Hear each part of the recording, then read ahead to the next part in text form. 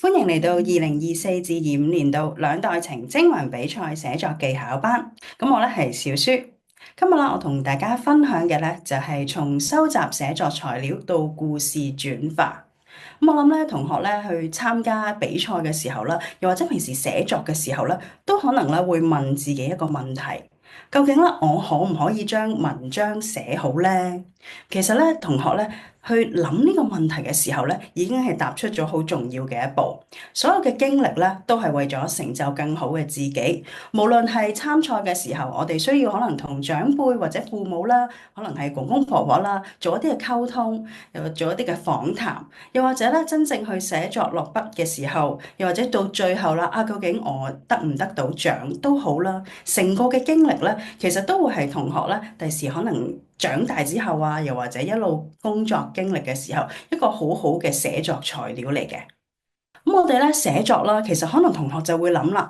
寫作好多時候咧，我哋而家咧都係限於喺我哋自己嘅一啲嘅經歷啦。咁但係我哋都仲係學生喎，可能未係有好多唔同嘅經歷嘅時候，咁我哋可以點樣咧？咁呢個比賽正正係提供咗一個好好嘅機會啦，等我哋咧去做一啲嘅訪談啦，對象可能係你身邊最近嘅父母啦，可能係公公婆婆、爺爺嫲嫲。又或者咧，可能係喺你住嘅周邊嘅環境，一啲出現嘅人物啊，你都可以咧去同佢哋做下交談。咁咧，呢一啲咧係屬於別人嘅經歷，可能咧就會係我頭先講嘅人物啦。呢啲嘅人物嘅經歷咧，其實都可以成為我哋寫作嘅素材嘅。咁同學啦，可能就會問下啦，究竟我可以點樣去到同佢哋傾偈，然後咧去收集到材料咧？因為好多時候咧，我哋想同父母去傾偈嘅時候咧，未必咧係可以傾談到好深入嘅。咁啊，例如啦，呢啲常見嘅情況啦，我都會見到同學仔啦，可能咧係出現嘅。可能我哋睇下啦，謙仔啦同埋爸爸嘅對話咯。咁啊，謙仔就話啦，爸爸，佢想問爸爸細個嘅時候嘅夢想係乜嘢啊？咁啊，爸爸啊覺得好奇怪啦，你點解突然間問呢個問題嘅咧？咁謙仔唔好問啦，你快啲答啦。爸爸就一輪嘴咁講啦，我想做職業足球員啦，又想做飛機師，又想開咖啡店，又想做老闆。跟住咧，謙仔已經好似措手不及啦。爸爸，點解你有咁多夢想嘅？夢想唔係淨係得一個嘅咩？咁又或者咧，我成日聽翻啲同學仔可能話，哎呀，我成日咧都唔知同爸爸媽媽點樣溝通㗎。以下咧，我哋睇一睇下小欣同埋媽媽嘅對話咯。小欣又想問媽媽啦，你細個嘅時候，你嘅夢想係乜嘢咧？媽媽答佢，我想做女強人啊。咁啊，小欣咧拗拗頭啦，就諗下女強人係咪真係女超人咧？咁即係點樣啊？咁啊，媽媽咧可能已經開始覺得可能手頭上做緊嘢啦，唔得閒啦，就話，哎呀，講咗你都唔明㗎啦，你快啲去溫書啦。好多時候咧，我哋溝通咧，好多時都係即時嘅，可能未必咧係好好組織到啦。咁所以以致到咧，我哋得出嚟嘅效果咧，未必係最好。咁當我哋咧真係想將我哋日常生活中同長輩嘅溝通嘅材料應用到落去寫作嘅時候，我哋應該點樣做咧？咁我都有少少嘅方法咧，咁啊想分享一下。溝通交流之前咧，其實我哋咧都要做少少嘅準備嘅，因為咧唔係我哋日常生活中普通嘅傾偈，因為我哋今次我哋係一個目的嘅，就係想咧喺我哋嘅長輩啦，又或者我哋身邊嘅人物啦側邊攞到一啲咧故事，咁啊想咧將佢擠落去我哋嘅寫作入邊，豐富佢嘅內容。咁所以咧係同喺長輩，又或者我同我哋身邊嘅朋友去溝通交流前咧，其實有冇諗過自己可以係發生咗一個記者嘅角色咧？有冇諗過係可以透過去寫紙仔啦、發信文字嘅信息啦？因為而家好社交媒體又好，又或者甚至乎我哋手機有啲溝通嘅軟件啦，會唔會諗住係發一個信息俾爸爸媽媽或者俾爺爺嫲嫲，佢哋都會用一啲嘅手機嘅通訊軟件噶嘛？咁有冇諗過係咁樣咧？點解會咁做咧？其實咁樣做咧，俾長輩知道啊，事前原來你想問我呢一啲問題，佢咧又會有個心理嘅準備，亦都有較充裕嘅時間咧去到諗佢哋嘅答案。然之後咧，同學仔可以再依據收集到翻嚟嘅答案啦，再抽一啲你感興趣嘅部分，去再進而咧去問下爸爸媽媽。譬如可能係講緊夢想嘅時候，你原來收集到翻嚟嘅資料咧，原來爸爸係想做足球員嘅。你覺得呢一個咧係值得放落去我哋嘅寫作嘅時候，咁你就不如針對呢一個收集到翻嚟嘅資料，再去諗我哋問題點樣去問爸爸咧，以至到我哋收集翻嚟嘅真係會係一啲咧有效嘅寫作材料，即係唔係好片面嘅，係深入一啲嘅。等我哋可以寫落去嘅我哋嘅文章入邊咧，係會有一個趣味性喺度啦，亦都係內容咧又比較豐富同埋充實嘅。咁啊，接住落嚟啦，我就會講一講啦。究竟我哋點樣去擬定一啲嘅問題咧？去到問我哋嘅長輩啦，或者問我哋身邊嘅街坊啦。咁啊，等佢哋可以有一個好好嘅準備，俾翻一啲有效嘅寫作材料我哋咧。咁啊，熒光幕見到啦，我哋咧都會去選擇用一個六何法啦，去到收集寫作材料嘅。咁圍繞住文章嘅題目，我哋可以睇下究竟何人、何事、何地、何時啦，同埋為何、如何，圍繞呢六個方向去擬定一啲嘅問題，令到自己咧去問問題嘅時候，真係喺我哋嘅受訪者身上係獲得一啲有效嘅寫作材料。咁啊，舉一啲例子啦。咁可能啦，當寫到父母嘅兒時夢想嘅時候啦，同學可能會係擬定一啲問題咧，就會諗下啦，究竟我今次訪談嘅對象係爸爸定媽媽咧？咁當然啦，爸爸媽媽會係文章嘅主體，咁但係咧，我哋都可能會知道事件入邊係有涉及啲其他人物噶喎，可能會唔會係佢身邊嘅老師，或者會唔會係佢認識嘅朋友，又或者係爸爸媽媽嘅爸爸媽媽，即係爺爺嫲嫲啊，或者公公婆婆咧，令到佢哋咧有呢一個夢想嘅啦。咁究竟件事咧發生喺乜嘢嘅地方咧？咁啊，會唔會係佢爸爸媽媽喺課室、球場或者公園裏邊咧遇到一啲嘅事，令到佢有呢一個夢想咧？咁究竟咧係幾時發生嘅咧？呢一件事幾時咧？除咗好似我哋平時啦，講幾多點嘅時候咧，其實咧呢一個概念比較大嘅，可能係父母嗰陣時嘅年紀係幾多歲咧？佢讀緊幼稚園啦，即係好深記憶嘅。幼稚園已經係有呢一個夢想噶啦，定話嗰陣時已經係中學定讀緊大學咧？呢一啲咧都會係值得我哋去到問，值得我哋去搜集翻嚟嘅資料。咁究竟當時咧發生咗乜嘢事，而令到爸爸媽媽咧係會有呢一個嘅夢想嘅咧？同埋啦，究竟發生咗啲咩事？呢個原因啊，係令到爸爸媽媽有呢個夢想，再進而落去，爸爸媽媽最後有冇達成呢個夢想咧？有或者冇，咁咧都值得去分享，值得去記錄落嚟嘅。又或者咧，可能當你嘅題目係寫屋邨嘅人物情嘅時候，我哋諗嘅究竟有咩人物先牽涉喺入邊咧？會唔會係樓下茶餐廳嘅老闆咯？定話公園裏邊咧，你見到嘅其他嘅小朋友，或者公園裏邊你見到嘅一啲嘅青年人，定話係雜貨店嘅姨姨？咁啊，發生喺咩地方啦？咁圍繞屋邨有好多我哋可能經常去嘅地方嘅，會唔會係茶餐廳啊、公園啊，定街市咧？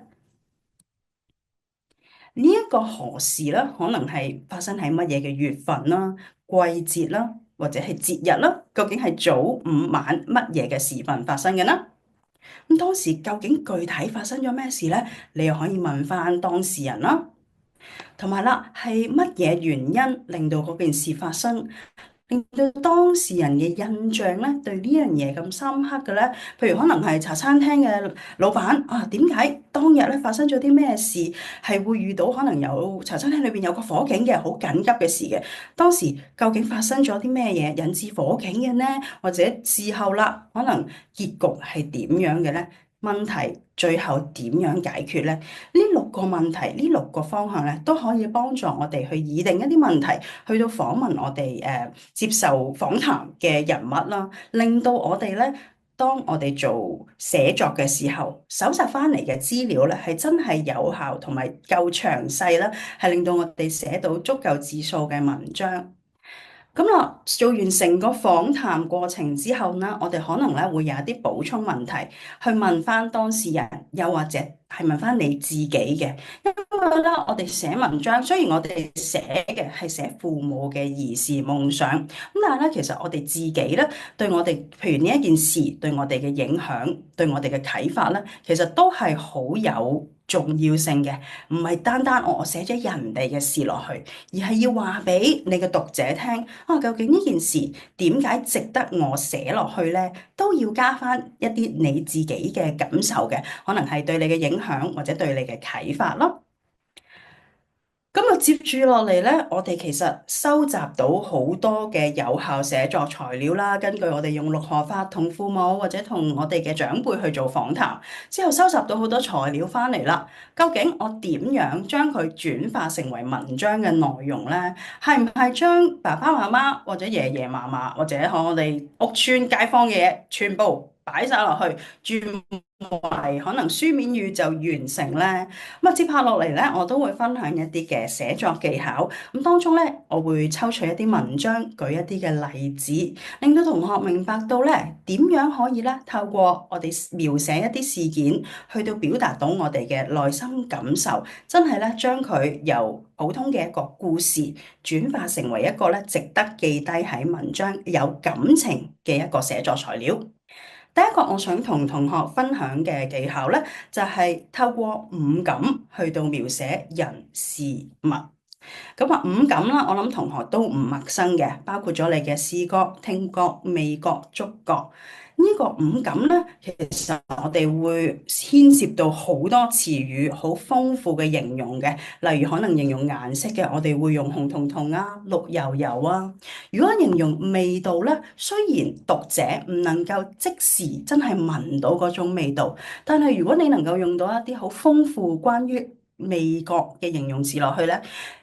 讀者係能夠幻想得到，令到佢咧睇呢一篇文章嘅時候，唔淨止係停留喺閱讀緊一啲文字，仲可以即時觸發到佢嘅味覺嘅。譬如可能係果味濃郁啊，跟住可能係當時發生咗煮緊嘢食嘅，有一陣焦味嘅，哦，呢嘢燶咗啦，點算咧？咁啊，仲有聽覺啦，聽覺都係啦，我陣間呢個例子都會有分享到嘅，都會經常係擺到落去我哋描寫人事物嘅嗰度嘅，尤其是可能當你係寫緊關於一啲屋邨發生嘅事啦，聲音咧會係一個好重要嘅內容嘅，譬如可能會唔會係屋邨樓下有流浪貓發出嘅喵喵聲啦，又或者係叫賣聲啦等等。咁啊，味覺亦都係啦，譬如清甜、辛辣啊、淡而無味啊。呢啲形容詞咧，當運用得合宜嘅時候咧，你可以將你嘅讀者咧，唔單止係停留咗喺視覺嘅畫面，佢哋仲可以咧即刻感受埋嗰件嘢食嘅味道嘅。咪最後觸覺啦，可能係融化、清涼啊，會唔會粗糙啊？定係好濕軟？譬如可能你講緊，哦，我唔小心跌咗落去公園嘅個地下，係一個泥地下嚟嘅，泥土係好濕軟嘅感覺，令到讀者咧即刻係可以感受到你當時當一刻嘅感覺係點樣。透過五感去描寫人事物咧，可以豐富到文章嘅一個內容嘅。咁啊，接住落嚟咧，我都會咧去分享一下一啲嘅文章，令到同學可以具體睇得到，究竟咧點樣為止將五感融入去我哋嘅寫作入邊。呢個例子咧，第一個例子啦，我就喺阿龍嘅《我家的故事》咧抽取出嚟嘅，其中一個章節咧就係寫到公公和有子樹。咁啊，故事背景咧，其實就係公公啦，佢住喺鄉下，咁佢屋企咧有一個好大嘅後園嘅，後園裏邊咧種滿咗公公嘅果樹。咁呢啲果樹有荔枝、有龍眼、有黃皮、有番石榴、有橙、有柑，好多嘅。每次翻鄉下咧，作者咧都會去摘一啲嘅生果啦，味道好極了。而再落去咧，原來點解會有咁多果樹嘅咧？咁啊，公公咧喺每一年嘅生日咧，都會種一棵果樹嘅。呢個習慣咧已經維持咗40年㗎啦。所以咧，40年前種嗰個咧就係最大嘅大樹，因為係公公第一棵去種嘅樹嚟嘅。如今仍然不停地開出淺紫色的小花，果實四季不斷。作者喜歡將楊桃咧切成一片片星星嘅形狀，放入嘴裏面，吃起嚟既清甜又脆。喺呢一度為止咧，其實已經見到好多關於視覺啦，作者見到好多果樹啦，一啲淺紫色嘅小花啦，仲有星星形嘅楊桃啦。呢度咧已經有好多視覺嘅描寫，亦都有少少咧係關於一個味覺啦，又香又甜又脆啦，味道好極了啦。呢一啲咧都係帶我哋咧去到唔同嘅感受，唔淨止係淨係講公公屋企後院有好多果樹，唔淨止係停留喺呢一個嘅程度嘅。再進而落去，作者就寫到啦，公公咧今年已經85歲啦。佢生日嗰日咧，又種咗一棵柚子樹。佢將嗰棵柚子樹種好之後咧，抹一抹額上嘅汗，有一個觸感嘅一個體驗啦，俾讀者。然後咧，佢就話啦，柚子樹會長得很高，結出一個一個大柚子。每年嘅中秋節咧，都可以摘落嚟拜月光。不過咧，公公恐怕都趕不及呢一棵樹結柚子啦。趁公公去洗手間嘅時候咧，作者靜靜地同嗰棵柚子樹就講啦：柚子樹啊，柚子樹，希望你快高長大啦，等公公可以食到你嘅柚子。最後咧，作者有一個感受上面嘅表達，不知為什麼我的眼眶濕了。你見到啦，成篇文章咧，佢用五感去到形容嗰個景物咧，係好豐富嘅。到最後，其實翻翻去咧，點解作者要用五感去形容呢啲深刻嘅景物咧？其實佢係想帶出佢嘅情感。透過五感去描寫，豐富咗我哋嘅文章內容之後咧，唔係就咁停留喺呢一部分嘅。好多時候咧，我去批改同學嘅一啲作文啦嘅時候咧，都會睇到佢係用到好多好豐富嘅形容詞啦，或者描寫景物咧係好豐富嘅。但係到最後咧，好多時候可能都係草草去了結咗呢一篇文章。譬如可能就今次的旅程很開心。咁咧就句號，好多時候都會遇到啲情況，可能係真係平時作文可能寫作上面嘅時間嘅限制啦，又或者咧，當我哋去專注描寫嘅時候，我哋其實容易咧去忽略我哋其實點解要寫呢啲人、呢啲事、呢啲物件咧？其實我哋應該咧係借呢一啲事件咧去表達我哋嘅睇法，表達我哋嘅感受，呢一個咧都係一個好重要嘅部分嚟嘅。咁所以咧。點解我會攞呢一個例子呢？一方面就係佢好豐富咁樣用五感去描寫到人事物啦。另外一方面咧，佢好簡潔嘅呢一句好精要嘅，而亦都係好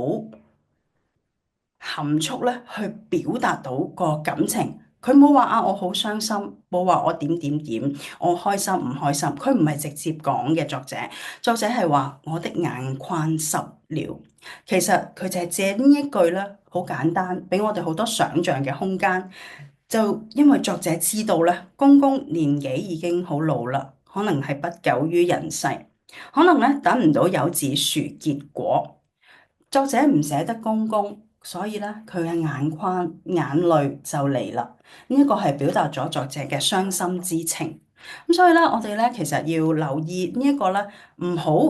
淨係好用心咁樣我寫咗好多形容落去啊，我好豐富㗎。明明成篇文章描寫咗好多人事物，又或者好多人事物我都描寫得好仔細嘅，點解可能我都未達到好嘅效果呢？篇文章咁其實咧，我哋要留意，我哋嘅寫作，最後翻嚟咧，我哋係要抒發我哋嘅感情。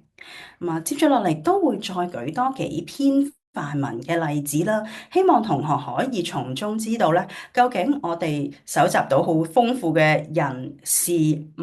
嘅一啲資料之後，點樣可以將佢融入去我哋嘅寫作，然後最後緊要嘅部分就係都要借呢一啲嘅人事物去到抒發我哋嘅情感。接下落嚟啦，我哋睇嘅一篇文章啦，係嚟自於童年呢一本書嘅。呢本書嘅作者好多嘅，咁我揀咗其中一篇啦，就係由君比所寫嘅《夢回舊時居》。咁啊，一開手嘅時候咧，其實君比咧嗰陣時細個啦，住喺土瓜灣嘅碼頭圍道啦，屋企咧大大小小擠了13個人，有好多個親戚一齊住埋一齊，咁可以想像到個環境咧幾擠迫嘅。咁樣電視聲、唱機聲輪流播放，披頭四周旋嘅歌曲咧，聽得你耳熟能詳。人聲、狗吠聲、電話聲在屋裏此起彼落，喧鬧一片。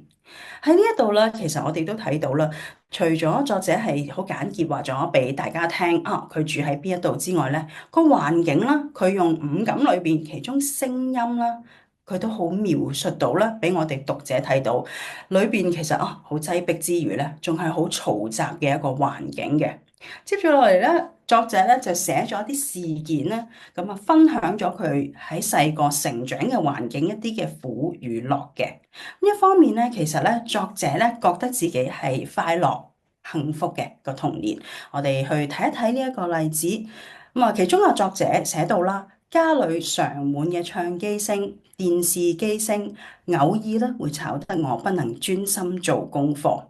有一次咧，作者實在忍無可忍啦，咁竟然咧就發起脾氣喎，奮力將鉛筆擲到牆上，二話不說咧，佢就衝咗出去閂咗個電視機。因為咧，你記得佢同好多嘅屋企人一齊住嘅，有埋啲姨姨啊、舅父，咁啊，姨姨舅父咧就一齊咧嚟到群起怒斥我理直氣壯地自辯起來，結果當然是我勝利。自此之後咧，當我每次做功課，屋企裏面嘅人聲、機聲，自然會調到一個不騷擾我嘅程度。喺一件簡單嘅事，即係電視機聲音之爭啦，我哋可以睇到作者其實咧童年咧佢係好得寵嘅，好沾沾自喜啦，因為咧覺得我咧係得到屋企人錫嘅，我覺得有人嘈住我咧，只要我咧表達出嚟咧，就會有人聽我話噶啦咁樣。呢個咧係作者童年快樂嘅一面，但係咧作者另一方面咧，佢嘅童年咧其實都係好困苦。好困苦嘅，一出世嘅時候咧，其實作者咧已經染病啦，咁所以身體咧比較瘦弱嘅。嗱，佢記到其中一次咧哮喘發作，還記得那些晚上我哮喘發作，呼吸極之困難，爸爸媽媽婆婆徹夜無眠，通宵輪流替我掃背，直至我呼吸暢順，沉沉睡去。就算那晚我能安穩入睡，爸媽還是擔心我一睡不醒，常在夜裏醒來探探我的呼吸是否正常。那時期爸爸媽媽是瘦削的，尤其是媽媽瘦得連婚戒也會從手上滑走，都是因為我的緣故。呢一度啦，除咗係記載咗作者啦哮喘發作徹夜啦，屋企人輪流照顧佢，搞到都冇覺好瞓，大家都好辛苦嘅時候，佢仲記載咗一件物件，而呢件物件呢，都係有助表達於咧呢一個困苦嘅環境嘅，就係咧媽媽嗰隻結婚戒指，媽媽嗰陣時咧已經辛苦到開始消瘦啦，消瘦到咧連手上嘅結婚戒指咧都開始滑落嚟啦，即係咧比起佢啱啱結婚嘅時候咧，已經係消瘦咗好多。我哋咧從中睇到作者唔單止係最困苦嘅一個，連佢身邊嘅屋企人咧，其實都有一個好艱苦嘅時候。咁我哋透過描寫一啲人，描寫一啲事件，描寫一啲物件喺度點樣表達到嗰個感情出嚟咧，就會係呢一個第一個例子。接住落嚟嘅例子咧，係嚟自於阿農嘅《濃情集》啦。我喺當中抽取咗一篇出嚟咧，咁呢一篇咧就係委屈。委屈呢一篇文章咧，節錄啦，我節錄咗出嚟啦。其實事前就講到咧，作者有一家三口啦。主角就係嗰個小朋友。小朋友咧喺學校，佢同同學喺度搶風箏。搶風箏，爸爸咧趕到去學校嘅時候咧，淨係見到佢搶人風箏，睇唔到事前其實咧係個同學仔咧先撩佢，令到佢發嬲嘅。所以咧，爸爸就一聲不響就將佢掹走咗，翻屋企啦，仲鬧咗佢一餐。作者覺得好委屈啦，覺得不被理解。所以咧，當晚就發脾氣，冇食飯。到過咗幾日之後啦，媽媽老師話咧要交學費啦，佢就同媽媽講喎，原來要交學費嘅時候，嗰陣時嘅環境當然啦，亦都係冇咁富裕啦，佢哋一家三口嚟到呢一度咧，爸爸咧就將佢一齊帶咗翻公司。原來爸爸咧係想一齊帶翻公司咧，就求下老闆可唔可以咧先借住一啲嘅薪金俾佢，等佢咧可以應付咗仔仔嘅學費先咧。呢一度咧，你見到咧爸爸嘅對話啦，好多時候咧都係用省略號。原來咧，爸爸咧返到公司咧，唔係好似喺屋企咁樣咁大聲一家之主咁。原來爸爸返到公司咧，都係要低聲下氣啦，聽老闆嘅話啦。所以作者就好奇怪啦，我聽得出係爸爸嘅聲音，但係唔知道爸爸講緊乜嘢。即係爸爸咧，其實喺度可能嘰哩咕嚕，好細聲，唔敢講嘢。然後咧，佢聽到一個好響亮嘅聲音就話啦：公司生意唔好，你知道㗎。原來呢一個咧就係經理嘅聲音咯。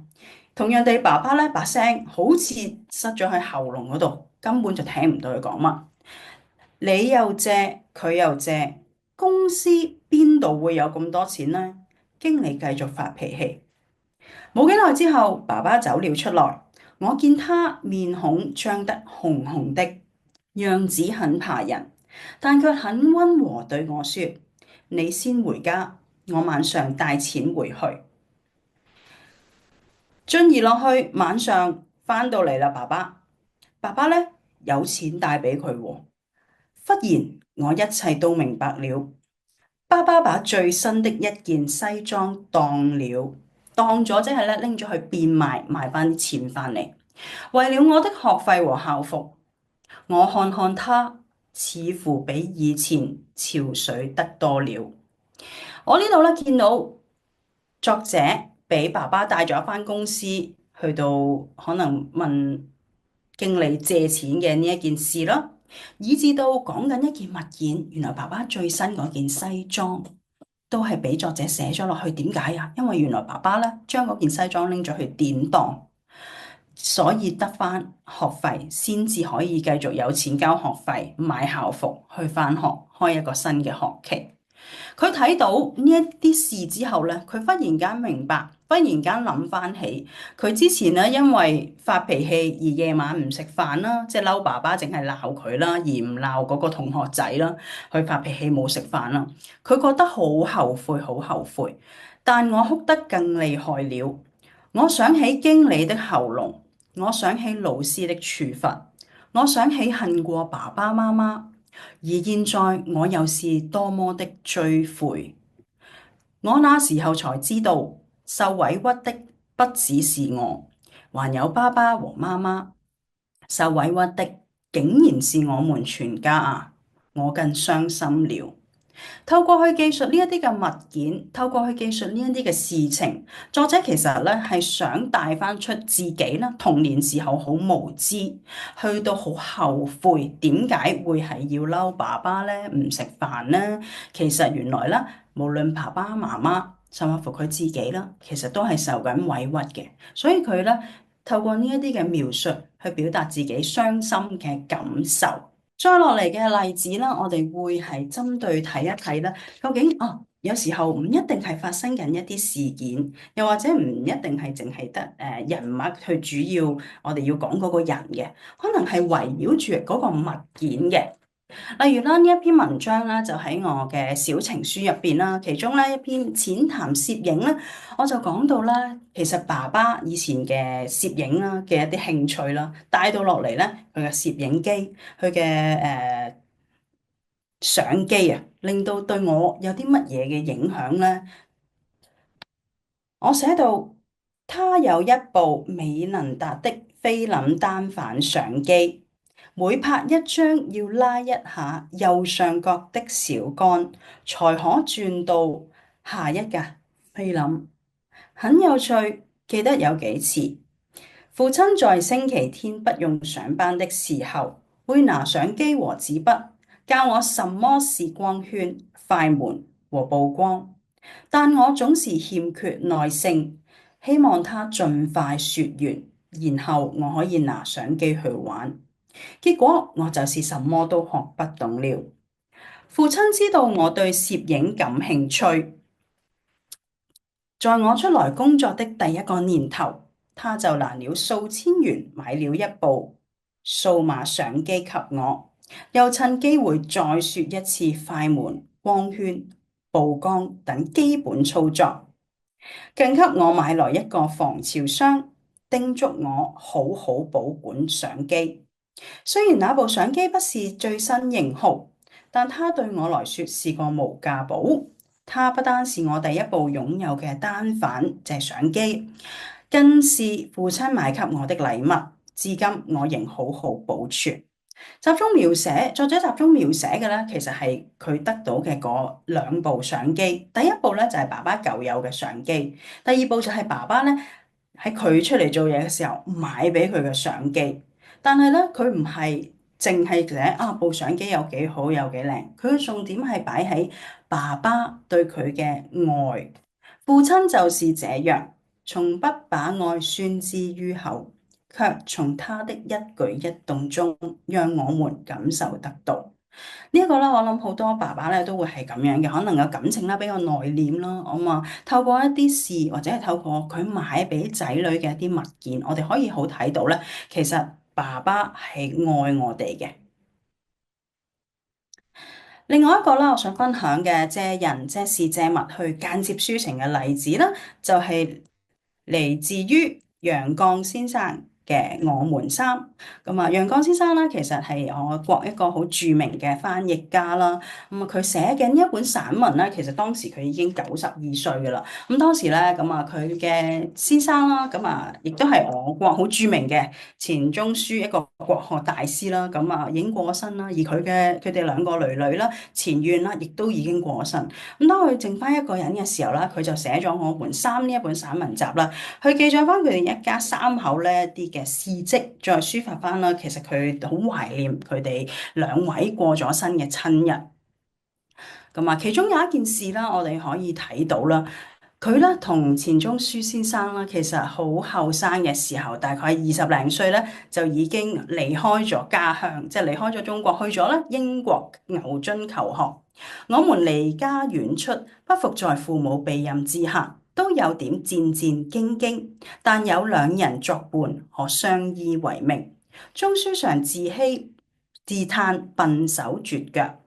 我只知道他不會打蝴蝶結，分不清左右腳，拿筷子只會像小孩那樣一把抓。我並不知道他其他方面是怎樣的笨，怎樣的拙。呢一度咧，佢描寫錢鍾書先生嘅一啲笨拙嘅情景咧，當然唔係因為要想笑佢啦，其實佢係想咧突顯翻佢哋兩個咧相依為命、互相依靠、共患難嘅呢一個嘅情分，表達咧對作者係表達於對錢鍾書先生係不離不棄啦，佢願意去照顧對方嘅情感。另外一個啦，我哋可以睇到咧，記載一啲嘅例子啦，就係咁啊。當咧佢哋出咗國之後啦，佢咧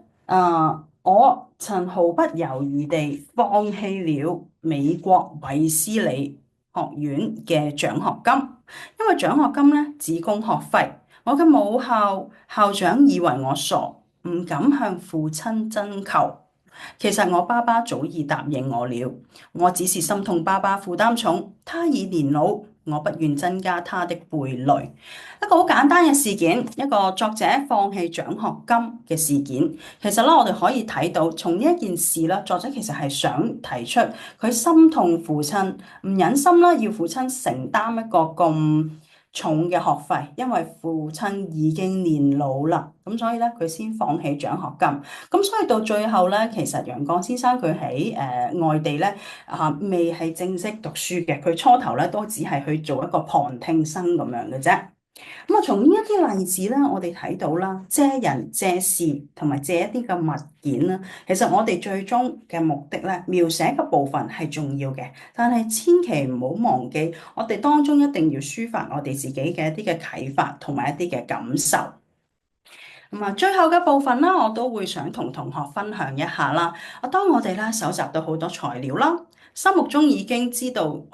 想寫啲乜嘢嘅人事物落去嘅時候，邊啲我應該係寫得詳細啲，邊一啲咧我係唔使寫咁多嘅咧？咁啊，接住落嚟你見到咧喺呢一個畫面上面咧，應該見到一啲茶餐廳嘅食物啦。咁啊，好常做嘅。如果咧單純咧同學係作一個看圖作文咧，我好簡單啦，咪睇到呢兩樣嘢食嘅，就咁寫哦。我吃了扒火腿芝士三文治和喝了檸檬茶就得啦。